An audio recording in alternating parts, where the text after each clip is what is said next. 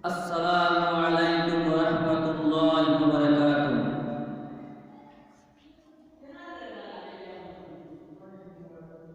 Alhamdulillah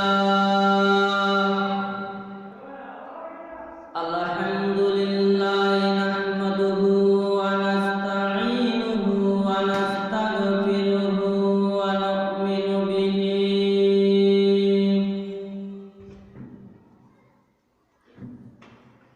nu'minu bihi wa natawakkalu alaihi wa na'udzu billahi min syururi anfusina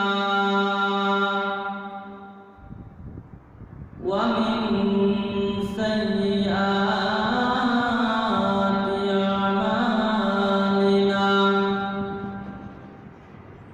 May yahdihillahu fala mudilla lahu wa may yudlilhu fala hadiya lahu.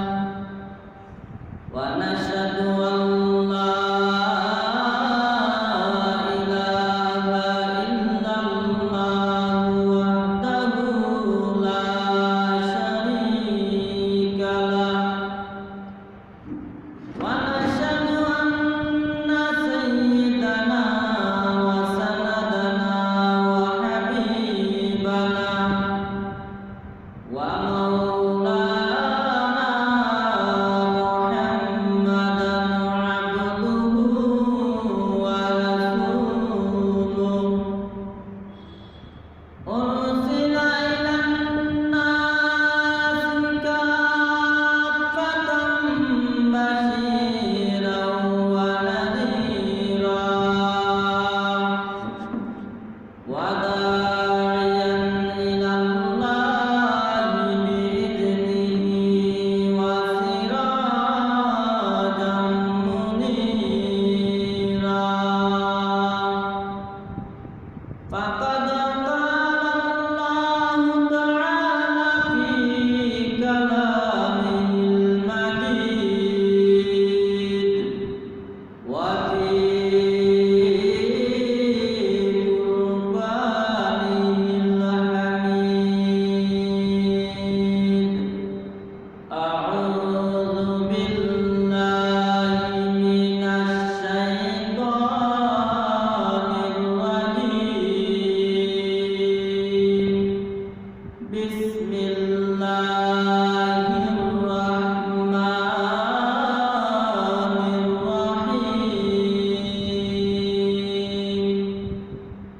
Wa qada rabbuka alla ta'budu illa iyyahu wa bil walidayni ihsana.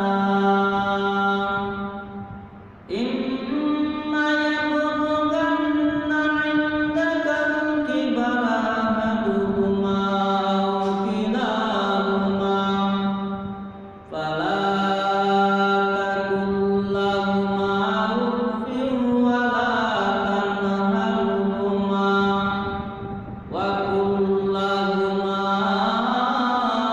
qawlan karīmā.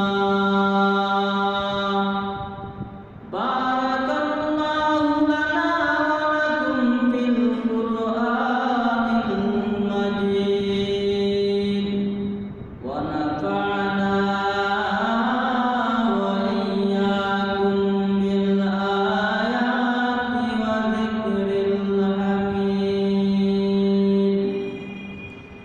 Sallallahu ala sayyidina wa maulana Muhammad wa ala alihi wa ashabihi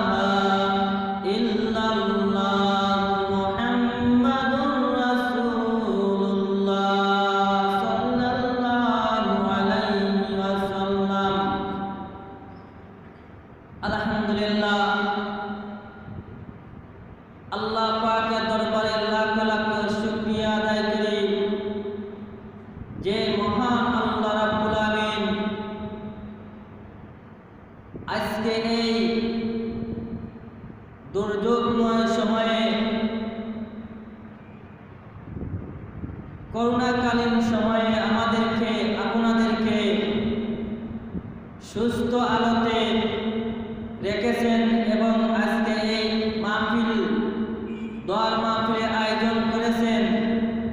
এই জন্য আমরা সকলে আল্লাহর দরবারে শুকরিয়া আদায় করি, আলহামদুলিল্লাহ। আল্লাহ রাব্বুল আলামিন বলেন, যে বান্দা এবং বান্দি আমার নিয়ামত পাওয়ার পরে শুকরিয়া আদায় করে, আমি তাকে আমার নিয়ামত বাড়াইয়া দেই। আর যে বান্দা এবং বান্দি নিয়ামত পাওয়ার পরে আমার শুকরিয়া আদায় করে না, আমি নিয়ামতটাকে তার কাছ থেকে ছিনাইয়া নেই। এই জন্য আজকে আমরা যারা এই দোয়ার মাহফিলের আয়োজন করেছি এবং যারাই আসব, এলাকাবাসীর সহযোগিতায় আজকে এই উদ্যোগ, মহা বড় উদ্যোগ, যে উদ্যোগের কারণে এখানে অজ্ঞানী উলামায়ে কেরামরা ধারাবাহিকভাবে নসিহত করবেন, ওয়াজ করবেন কুরআন হাদিস থেকে। এগুলা আমরা শুনব, শুনিয়া এগুলার উপরে আমরা আমল করব। আমরা যদি আজকে এখানে এই আয়োজনটা করতে না পারি, তাহলে তো আমরা শুনতে পারবো না। শুনতে হলে, বুঝতে হলে আমরা উপস্থিত হতে হবে এই মজলিসের মধ্যে। আর মা বোন যারা আছেন বাড়ি থেকে যতটুকু পর্যন্ত মাইকের আওয়াজ যায়, আমরা সব কিছু বাদ দিয়ে কমসে কম আমরা 3 থেকে 4-5 ঘন্টা সময় নিয়ে আমরা নীরবে বসিয়া আমরা উলামায়ে কেরামের মুখের আওয়াজ শুনবো এবং কুরআন হাদিসের কথাবার্তা শুনিয়া এইগুলো উপরে আমরা আমল করতাম। তখন সময় আমাদের অন্তর কি, আমাদের দিল, আমাদের কল পরিবর্তন হবে।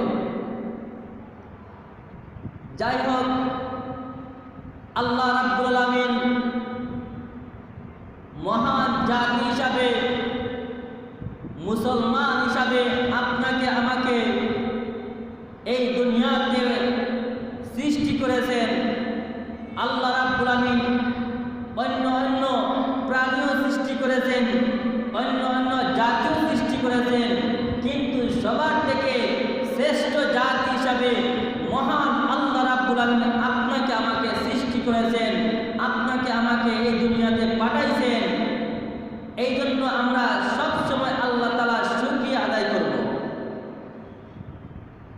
আরো সুখবর হলো, আমরা যে নবী পেয়েছি, 1,24,000 পয়গাম্বর, মতান্তরে 2,24,000 পয়গাম্বর। এর থেকে সর্বপ্রথম আদম আলাইহিস সালাম এই দুনিয়াতে আল্লাহ রাব্বুল আলামিন নিজ হাতে বানাইয়া পাঠাইছেন। সর্বশেষ হিসাবে, মহান মানব হিসাবে বিশ্ব নবী ঘোষণা দিয়ে আল্লাহ রাব্বুল আলামিন আমাদের নবী জনাবে মুহাম্মদ রাসূলুল্লাহ সাল্লাল্লাহু আলাইহি সাল্লামকে দুনিয়াতে পাঠাইছেন।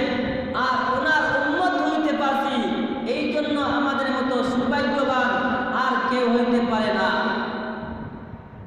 কারণ অন্যান্য নবীরা পর্যন্ত আফসোস করেছেন, আফসোস করবেন যে আমরা যদি নবী না হয়ে যদি মুহাম্মদের উম্মত হয়ে দুনিয়াতে আসতাম, তাহলে আমাদের মতো আর সৌভাগ্যবান কেউ হইতো। নবীরা পর্যন্ত আফসোস করবে, মুহাম্মদ রাসূলুল্লাহ সাল্লাল্লাহু আলাইহি সাল্লামের উম্মত হলাম না কেন। এই জন্য রে মুসলমান, আজকে আমরা একটু মহান নবীর উম্মত হিসাবে আমরা এসেছি দুনিয়াতে।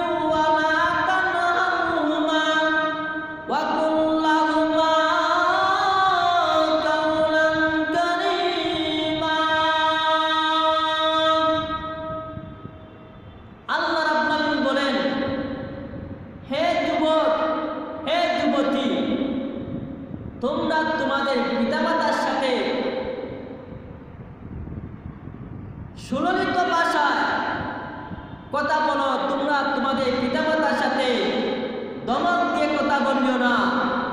পালা তাকুল্লাহুমা উফিউ ওয়ালা তানহারুহুমা, তোমরা এমন ভাষায় কথা বলো না যেই ভাষার কারণে তোমাদের পিতামাতা কষ্ট পায়। কারণ আল্লাহ রাব্বুল আলামিন অন্য আয়াতের মধ্যে বলেন,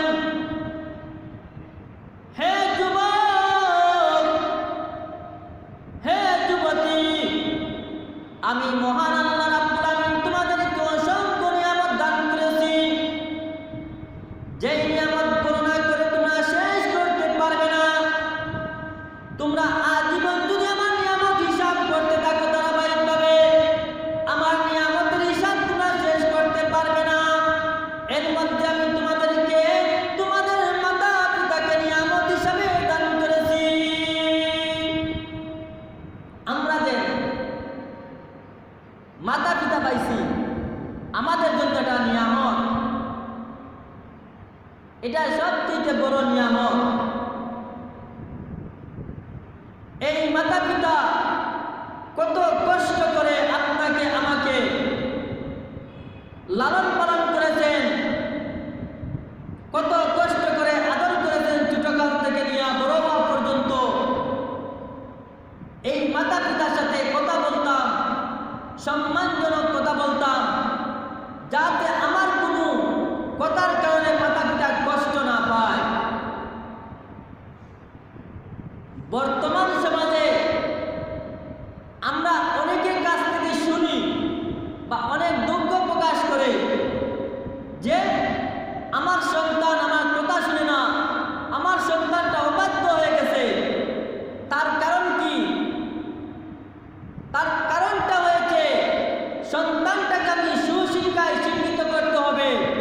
সন্তানটাকে যখন আমি তার পর্যাপ্ত পরিমাণ শিক্ষা দিব, যখন আমি তাকে পর্যাপ্ত পরিমাণ তাকে দ্বীনি শিক্ষায় শিক্ষিত করব, সুশিক্ষায় শিক্ষিত করব, তখন সন্তান আপনার সাথে বাধা আচরণ করবে না, সন্তান আপনার সাথে বেয়াদবি করবে না, সন্তান আপনার সাথে মহব্বতের সাথে কথা বলবে।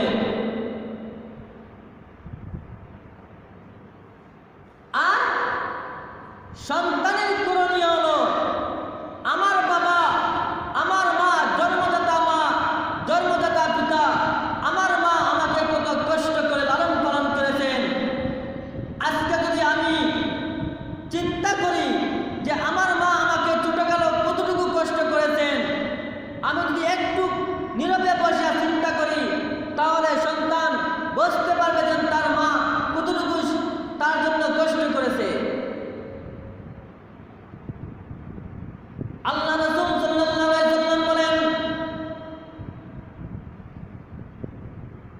তোমরা তোমাদের বড় নিয়ামত তোমাদের মা বাবা। হে যুবক যুবতী, তোমাদের মা বাবাকে তোমরা কদর করো। তোমাদের মা বাবার সাথে কথা বললে তোমরা উঁচু আওয়াজে কথা বলিও না, তোমরা সম্মানজনক কথা বলো, তোমরা মা বাবাকে মর্যাদা দাও। মা বাবা কত কষ্ট করেছে ছোটকালো। আপনি আমি যখন ছোট আসলাম, তখন আমরা বিছানার মধ্যে প্রসাব করেছি, পায়খানা করেছি, ওই মা ওই বাবা হাত দিয়ে এগুলো সাফ করেছেন। আর আপনি আমি যখন বড় হইয়া মা বাবার সাথে দমক দিয়ে কথা বললাম, মা বাবা যদি বলে তুমি এদিকে যাইও না এবং এভাবে তুমি চলিও না, আমরা এটা উল্টা চললাম, তাহলে তো মা বাবা আমাদের জন্য বদুয়া দিবেন। আর যদি মা বাবা আমাদেরকে বদুয়া দেয়, তাহলে আমাদের জীবন কি ধ্বংস হয়ে যাবে। মা সবচেয়ে দামি জিনিস। সাহাবায়ে কেরামরা রাসূল সাল্লাল্লাহু আলাইহি ওয়াসাল্লামকে প্রশ্ন করেছিলেন, ওগো আল্লাহ রাসূল, আমরা সবচেয়ে বেশি খেদমত করব কার খেদমত করব? আল্লাহ রাসূল সাল্লাল্লাহু আলাইহি ওয়াসাল্লাম বলেছিলেন, সুম্মা উম্মুকা, তোমার মা।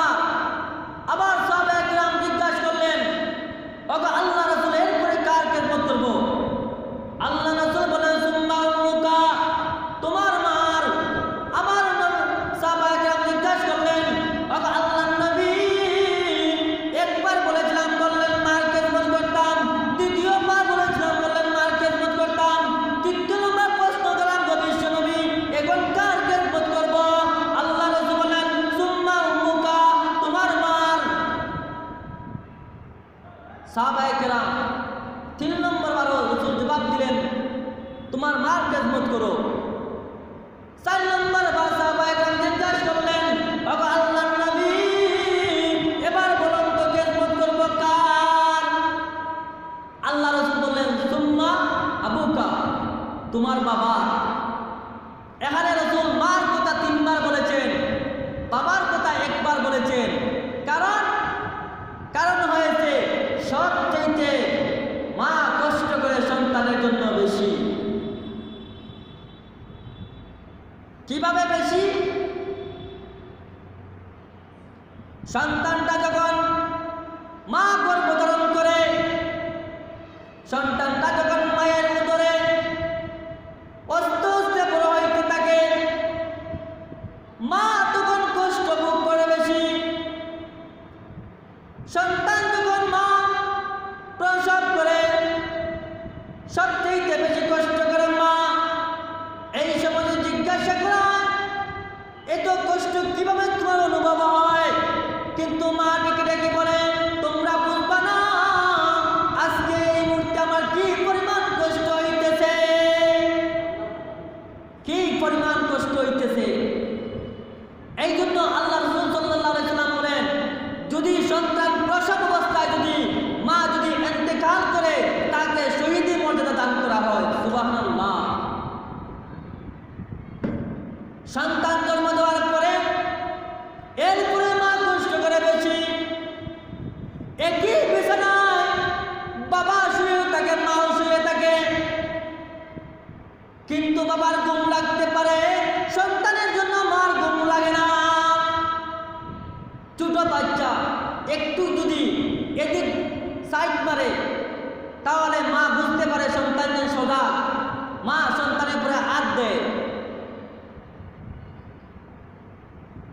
যুবক, যুবতী, তোমার মা তোমার জন্য কত কষ্ট করেছে। মা তোমায় আসিতে সন্তানকে নিয়ে যখন মা বিছানার মধ্যে শুয়ে পড়ে, সন্তান তখন প্রসাব করে দেয়, বিছানাটাকে ফিরিয়ে দেয়। সন্তান তখন পায়খানা করে বিছানাটাকে নষ্ট করে দেয়, কিন্তু মা সন্তানটাকে রাখিয়া অন্য বিছানায় যায় না, ওই বিছানাটা পাল্টাই আর একটা বিছানা রাখিয়া সন্তানটাকে শোয়া দেয়। মা কিন্তু সন্তানটাকে রেখে অন্য কোথায় চলে যায় না, অন্য বিছানাতে চলে যায় না, এখানেই শুকনা কাপড় বিছাইয়া সন্তানটাকে আবার শোয়া দেয়। আবার সন্তানটা প্রসাব করছে, পায়খানা করছে, বিছানা নষ্ট করে দিয়েছে, কিছু নাই, মা বুকের উপরে রেখে দেয়। কারণ সন্তানের ঠান্ডা লাগতো না, কি পরিমাণ মায়া সন্তানকে দিয়া। আর ওই সন্তান যখন প্রাপ্তবয়স্ক হওয়ার পরে, যুবক হওয়ার পরে, যুবতী হওয়ার পরে, যখন মা বাবা যদি কোনো আদেশ করে, আদেশ যদি মানে না, তখন মা বাবার মনে কতটুকু কষ্ট লাগে। আর এমন কষ্ট যদি লাগে, মা বাবা যদি বদ্ধ লাগে যায়, সন্তানের উপরে তার জীবন ধ্বংস হয়ে যাবে। এই জন্য রে ভাই ও বোনেরা, আমরা সব সময় মা বাবাকে শ্রদ্ধার সাথে দেখব, মা বাবার সাথে ভালো ব্যবহার করব, কখনো মা বাবার সাথে অন্যায় করব না। কারণ আমি একদিনও যখন সন্তানের বাবা হব, তখন আপনি বুঝতে পারবেন আমার মা কি পরিমাণ আমার জন্য কষ্ট করছে যখন আমি সন্তানের বাবা হব। বিশেষ করিয়া যারা বিয়া হয় নাই, যুবক এবং যুবতী, এরা এখন বুঝবে না মা বাবার কদর, পরিপূর্ণ কদর। যখন ওরা বিয়া শাদী করিয়া ওদেরই করে যখন সন্তান লাভ করবে, তখন সন্তানের তলে কতটুকু কষ্ট করতে হয় মা বাবা, তখন সে বুঝবে, তখন তার মা বাবার কদর বুঝবে। শুধু তারা একজন সাহাবী হযরত আলকামা রাদিয়াল্লাহু তাআলা আনহুর ইন্তেকালের সময়, আলকামা যখন তার চক্রাত আরম্ভ হয়, সাধারণত দুনিয়াতে দেখা যায় মানুষের চক্রাত আরম্ভ বলে কি কষ্ট হয়। কিছু কিছু মানুষের মৌত হয় আরামদায়ক মৌত, আর কিছু কিছু মানুষের মৌত হয় এটা যখন মানুষের সক্রাত আরম্ভ হয় তখন সময় যদি সে পাশে থাকে, এই মুমূর্ষ ব্যক্তির পাশে যদি থাকে, তাহলে বুঝতে পারবো, যদি পরিপূর্ণভাবে যদি সে খেয়াল করে যে দেখি কিভাবে তার হালতটা করতেছে, তখন সে বুঝতে পারে কিভাবে পাও হাত শিখায়। আলকামা যখন সক্রাত অবস্থায় মৃত্যুর কাছাকাছি হলেন, সাহাবায়ে কিরামরা আলকামাকে বারবার তলকিন দিচ্ছে, কালিমার তলকিন দিচ্ছে, বারবার তলকিন দেওয়া হচ্ছে কালিমা পড়ার জন্য, তার কানের মধ্যে আওয়াজ দেওয়া হচ্ছে, কিন্তু আলকামা তো মুখ রাখতে পারে না, শুধুমাত্র ছায়া আছে, মুখ দিয়ে কোনো কিছু উচ্চারণ করতে পারে না, লা ইলাহা ইল্লাল্লাহ মুহাম্মদুর রাসূলুল্লাহ এমন শব্দ বলতে পারে না। বারবার সাহাবায়ে কিরামরা এই তলকিন দিচ্ছে। এর মধ্যে একজন সাহাবী বললেন, বারবার চেষ্টা করা হচ্ছে, আলকামার ইন্তেকাল হচ্ছে না, মওত হচ্ছে না, খুব কষ্ট হচ্ছে, যাও রাসূলকে সংবাদ দাও। সাহাবায়ে কিরামদের মধ্যে থেকে একজন সাহাবী রাসূলের দরবারে চলে গেলেন, যা বললেন, ওগো আল্লাহ রাসূল, আলকামার যে অবস্থা, বারবার তাকে কালিমার তলকিন দেওয়া হচ্ছে, কানের মধ্যে আওয়াজ পৌঁছানো হচ্ছে, কিন্তু তার তো মওত হচ্ছে না, কষ্ট হচ্ছে। আল্লাহ রাসূল সাল্লাল্লাহু আলাইহি সাল্লাম বললেন, তার কি মা বাবা জীবিত আছেন? সাহাবায়ে কিরাম বললেন, না, আলকামার বাবা নাই, আলকামার মা জীবিত আছে। আল্লাহ রাসূল বললেন, যাও তার মাকে দিয়ে একটু সংবাদটা পৌঁছে দাও, বলে আমার কাছে আসার জন্য, যদি আসতে না পারে তাহলে আমি নিজে আসব। এই সংবাদ যখন সাহাবায়ে কিরামকে পৌঁছালেন আলকামার মাকে, যে রাসূল বলেছেন আপনি যাওয়ার জন্য, আর যদি আপনি যাইতে না পারেন তাহলে রাসূল আসবেন। আলকামার মা বলল, যেই নবী বিশ্ব নবী জনাবে মুহাম্মদ রাসূলুল্লাহ সাল্লাল্লাহু আলাইহি সাল্লাম আমার কাছে সংবাদ পাঠাইছেন, রাসূল আসার কথা বলছেন, না হতে পারে না, আমি আলকামার মা, আমি রাসূলের কাছে যাব। তখন সময় আলকামার মা রাসূলের কাছে আসলেন। আল্লাহ রাসূল সাল্লাল্লাহু আলাইহি সাল্লাম জিজ্ঞাসা করলেন, হ আলকামার মা, তোমার সন্তান কি পরিমাণ তার আমল ছিল, কি পরিমাণ তোমাদের সাথে ব্যবহার করেছে, তুমি একটু খুলিয়া বলো। আর তুমি যদি না বলো তাহলে আমি সিদ্ধান্ত নেব এখন কি করা যায়। আলকামার তো খুব কষ্ট হচ্ছে। তখন সময় আলকামার মা কিছু বললেন না। আল্লাহ রাসূল সাল্লাল্লাহু আলাইহি সাল্লাম বললেন, আলকামার মা শুনে রাখো, সাহাবায়ে কিরামরা বারবার তলকিন দিচ্ছে, কিন্তু আলকামার মুখে কালিমা উচ্চারণ হচ্ছে না। তুমি যদি আলকামাকে মাফ করে না দাও, আমি তোমার সামনে আলকামাকে আগুন দিয়ে জ্বালাবো। কারণ সে যদি কালিমা না পড়ে, কালিমা যদি তার মুখ থেকে উচ্চারণ না হয়, তাহলে সে তো কি হয়ে যাবে, সে তো ঈমান নিয়ে মরল না। এই জন্য আল্লাহ রাসূল সাল্লাল্লাহু আলাইহি ওয়াসাল্লাম বললেন, তুমি যদি তোমার ছেলেকে মাফ করে না দাও, তাহলে আমি তাকে আগুন দিয়ে দুনিয়াতে জ্বালাবো। কেন জাহান্নামে আগুনে জ্বলবে, তাকে দুনিয়াতে আমি আগুন দিয়ে জ্বালাবো। সঙ্গে সঙ্গে সাহাবায়ে কিরাম থেকে নির্দেশ দিলেন, হে সাহাবায়ে কিরাম, লাকড়ি তোলা করো, আলকামাকে আলকামার মার সামনে আগুন দিয়ে জ্বালানো হবে। সন্তানটাকে মার সামনে জ্বালাইব আগুন দিয়া, এটাকে বরদাস্ত করব। আমার সন্তান আমার সামনে আগুন দিয়ে জ্বালাইব, এটা কখনো বরদাস্ত করা যায় না। আলকামার মা ডাক দিয়ে বললেন, আল্লাহর নবী, আগুন দিয়ে জ্বালাতে হবে না আমার আলকামাকে।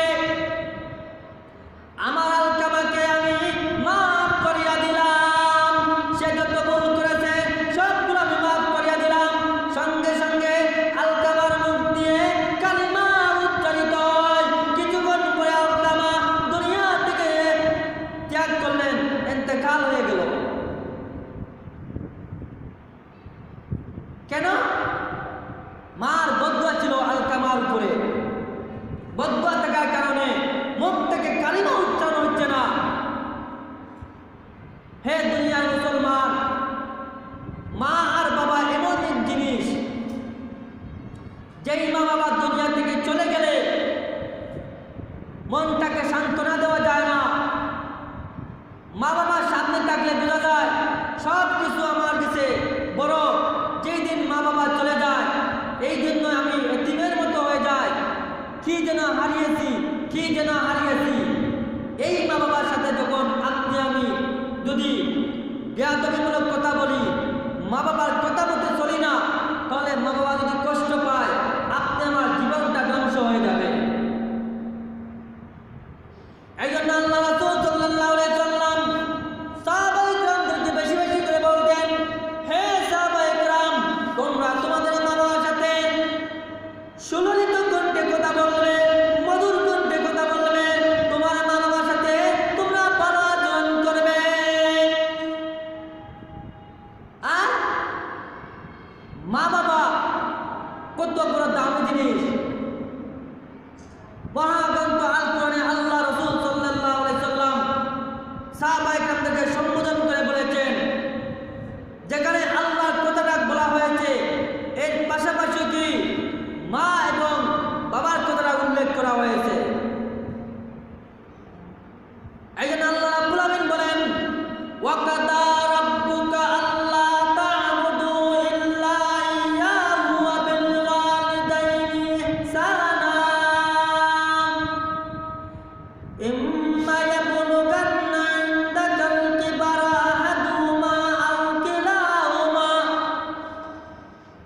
ফালা তাকুল লাহুমা উফফিন ওয়া লা তানহারহুমা ওয়া কুল লাহুমা কাওলান কারীমা।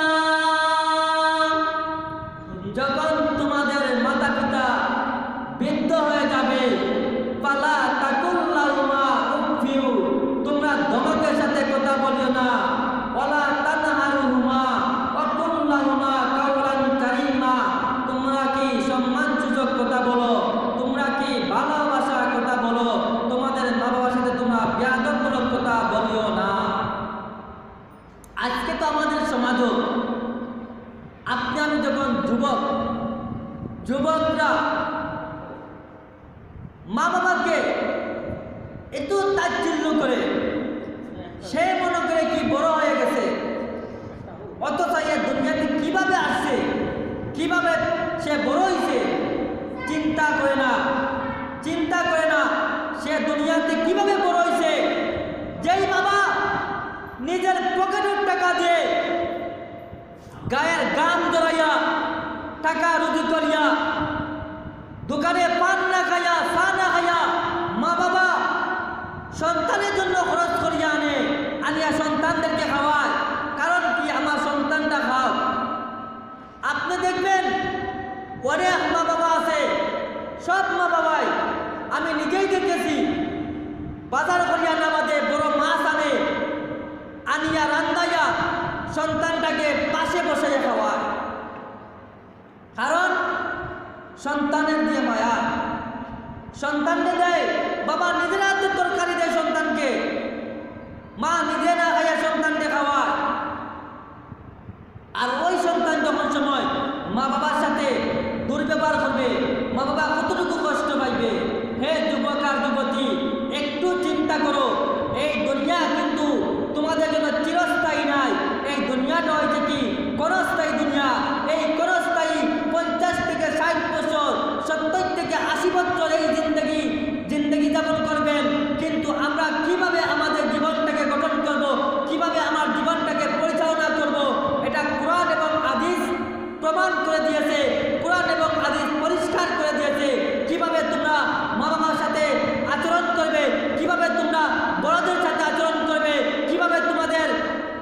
মুরব্বীদের সাথে আচরণ করবে। আজকে আমাদের সমাজ এমন একদিকে ধাবিত হচ্ছে, সব কিছু যুবকরা তাই মেনটেন করতো, আজকে মুরব্বীদেরকে সম্মান দেয় না। আজকে মুরব্বীর সামনে সিগারেট জ্বালাইয়া খায়, আজকে মুরব্বীর সামনে বসিয়া বলে, আজকে যদি সে চেয়ারের মধ্যে বসে থাকে মুরব্বীর সামনে যায় কিন্তু সালামটা পর্যন্ত করে না। অথচ আল্লাহ রাসূল সাল্লাল্লাহু আলাইহি সাল্লাম বলছেন, তোমরা বেশি বেশি কি আফসুস সালাম, তোমরা বেশি বেশি কি করো, সালাম করো, সালামকে তোমরা বিস্তার করো। সালামের মাধ্যমে মানুষের মহব্বত সৃষ্টি হয়। তোমরা একে অন্যকে সালাম করো। হে দুনিয়ার মানুষ, এই দুনিয়া তোমাদের জন্য দেওয়া হয়েছে নিয়ামত স্বরূপ। আল্লাহ রাব্বুল আমিন বলেন, আমি যেভাবে তোমাদের মাতা পিতাকে নিয়ামত হিসাবে বানিয়েছি, ঠিক তেমনি ভাবে এই পৃথিবীটাকে, এই দুনিয়াতে যা কিছু আছে সব কিছু নিয়ামত স্বরূপ। আজকে আপনি আমি যে এই জমিনের মধ্যে আছি, এই জমিনের মধ্যে চলাফেরা করতেছি, হাঁটা চলা করতেছি, আমরা ঘর বানাইয়া থাকতেছি, 5 তলা 6 তলা বিল্ডিং গুলো থাকতেছি, এটা হাত দেওয়া দান, এটা আল্লাহর দেওয়া। সব কিছু আল্লাহ মালিক, সব কিছু আল্লাহ মালিক। কাল কিয়ামতের ময়দানে, হাসরের ময়দানে আল্লাহ যখন বলবেন, লিমানিল মুলকুল ইয়াউম, আজকে বিচার দিনের মালিক কে? কেউ কোনো জবাব দিতে পারবে না, কেউ কোনো কথা বলতে পারবে না। হে যুবক, হে যুবতী, হে বৃদ্ধ, হে বৃদ্ধা, কেউ কোনো জবাব দিতে পারবে না। তখন আল্লাহ নিজেই উত্তর দিবেন, লিল্লাহি ওয়াহিদুল কাহ্হার, আজকে এই দিনের মালিক আমি, আজকে এই দিনের বিচারের মালিক একমাত্র আমি আল্লাহ। এই জন্য আল্লাহ রাব্বুল আমিন আপনাকে আমাকে এই দুনিয়াতে পাঠাইছেন। আমরা দুনিয়াতে এসেছি দুইজনের মাধ্যমে, আমি আগেই বলেছি, পিতা এবং মাতার মাধ্যমে দুনিয়ায় এসেছি। এই পিতা মাতা আমাদের জন্য সবথেকে বেশি কষ্ট করেছেন ভাই ও বোন। আমরা সবসময় পিতা মাতাকে শ্রদ্ধার সাথে দেখব। পিতা মাতা যদি যেদিকে আদেশ করবেন এই দিকে আমরা চলবো। যদি পিতা মাতা যদি বলে যে তোমরা মুসলমান ধর্ম ছাড়িয়া তোমরা অন্য ধর্ম গ্রহণ করো, না, এটা আমরা মানব না। আমাদের ইসলাম ধর্মের ভিতরে তাকিয়া, ইসলাম ধর্মকে অনুসরণ করিয়া পিতা মাতা যদি যে আদেশ করবে এটাই আমাদের জন্য করণীয়, এটাই আমরা মানব। তাহলে আমরা দুনিয়াতেই সফল হব, আখিরাতে সফল হব। কারণ পিতা মাতা যদি বদ্ধ নয়, আমরা মারা যায়, কালিমা নসিব হবে না। যেইভাবে আলকামার মুখ থেকে কালিমা নসিব হয়েছে না, যখন মা বলেছিল রাসূলের সামনে যে আমি আমার আলকামাকে মাফ করে দিলাম, তখন আলকামা কালিমা পড়ে সাথে সাথে ইন্তেকাল হয়েছে। আল্লাহ রাব্বুল আমিন যেন আপনাকে আমাকে যেন বেশি বেশি মা বাবা, বড়দের, মুরব্বীদের সম্মানের সাথে চলা তৌফিক দান করেন।